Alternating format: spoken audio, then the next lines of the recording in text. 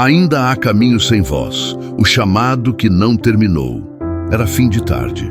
O céu estava pintado de tons dourados e um vento suave soprava sobre um pequeno grupo de homens reunidos em um monte. Aqueles homens tinham caminhado com Jesus por anos.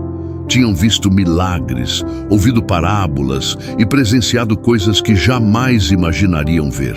Mas naquele momento, algo diferente pairava no ar. Jesus estava prestes a partir, a ser elevado. Quando alguém está indo embora, cada palavra ganha um peso maior.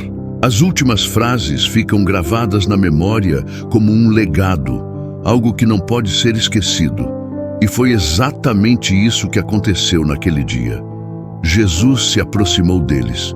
Seus olhos carregavam autoridade e ternura ao mesmo tempo. Então, ele falou palavras que atravessariam os séculos e chegariam até nós hoje. É-me dado todo o poder no céu e na terra. Portanto, ide, fazei discípulos de todas as nações, batizando-os em nome do Pai, e do Filho e do Espírito Santo, ensinando-os a guardar todas as coisas que eu vos tenho mandado. E eis que eu estou convosco todos os dias, até a consumação dos séculos. Mateus 28, 18, 20. Os discípulos ouviram aquilo em silêncio. Não era apenas um conselho, não era uma sugestão, era uma missão, uma ordem. A missão que não era só para eles. Muita gente pensa que aquelas palavras eram só para os discípulos que estavam ali naquele dia. Mas a verdade é que Jesus estava falando para todos que um dia o seguiriam. Para mim, para você, para a igreja de todos os tempos. Jesus começou declarando algo poderoso. Todo o poder no céu e na terra estava em suas mãos. Ele não enviou os discípulos em nome de uma ideia humana, nem em nome de uma religião qualquer. Ele os enviou com a autoridade do próprio Rei do Universo. Depois veio a ordem simples e direta: ide. Não disse, se quiserem, vão. Não disse, quando tiverem tempo. Ele disse, ide. Vão às pessoas, vão às cidades, vão às nações, falem do reino de Deus, façam discípulos, ensinem o caminho da verdade. O problema dos admiradores. Com o passar do tempo, algo curioso começou a acontecer dentro da igreja. Muitos passaram a admirar a missão, mas poucos se dispuseram a vivê-la. Falamos da grande comissão em conferências, sermões e congressos. Cantamos sobre levar a mensagem ao mundo. Mas na prática, muitas vezes nos acomodamos. Alguns dizem, eu não fui chamado para isso.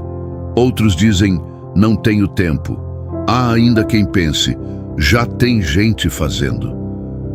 Mas a ordem de Jesus continua ecoando através dos séculos. Ide. E a verdade é que o mundo ainda está cheio de lugares onde o evangelho mal chegou. Existem cidades esquecidas, bairros ignorados, povos que nunca ouviram claramente sobre Jesus, caminhos onde ainda não chegou uma voz dizendo que Deus ama, perdoa e transforma vidas. Gente comum, missão extraordinária. Quando olhamos para os primeiros discípulos, percebemos algo interessante. Eles não eram homens famosos, não eram grandes estudiosos, não eram líderes poderosos. Eram pescadores, trabalhadores simples, gente comum, mas tinham algo que mudou tudo. Obedeceram.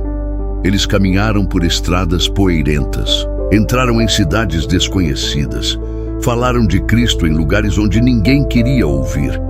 E foi assim que o evangelho se espalhou, de vila em vila, de casa em casa, de coração em coração. O que começou com um pequeno grupo alcançou o mundo inteiro.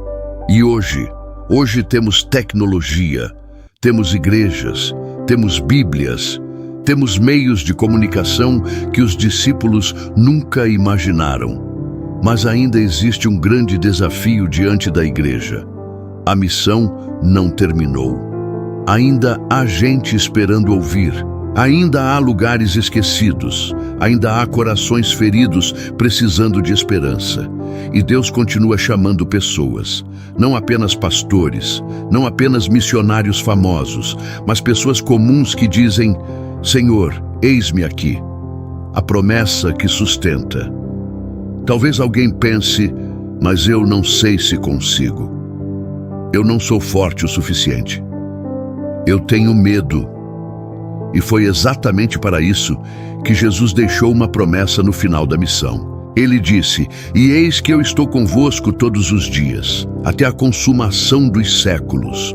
Ou seja, você não vai sozinho. Ele caminha junto, ele abre portas, ele fortalece, ele sustenta.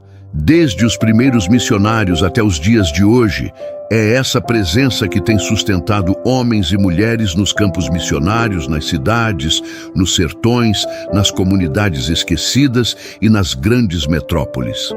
Reflexão final. A pergunta que fica não é se a missão ainda existe. Ela existe. A pergunta é outra: qual é o nosso lugar nela? Talvez você não vá atravessar oceanos, mas pode atravessar a rua. Talvez você não pregue para multidões, mas pode falar com uma pessoa. Talvez Deus esteja chamando você para apoiar, orar, enviar ou até ir. O importante é não ficar apenas admirando a missão. A missão precisa de participantes. Um convite. Se no fundo do seu coração você sente que Deus tem colocado um peso pelas almas, se você percebe que existe algo dentro de você que não se satisfaz apenas em ouvir, mas quer fazer parte, talvez seja o Senhor chamando, chamando para orar, chamando para servir, chamando para ir. Os campos continuam brancos, as estradas continuam abertas e a voz de Cristo ainda ecoa. Ide. Quem sabe hoje seja o dia de responder: Senhor, conta comigo. Se gostou dessa reflexão, deixe o seu like, comente, compartilhe e subscreva-se para receber outras em breve.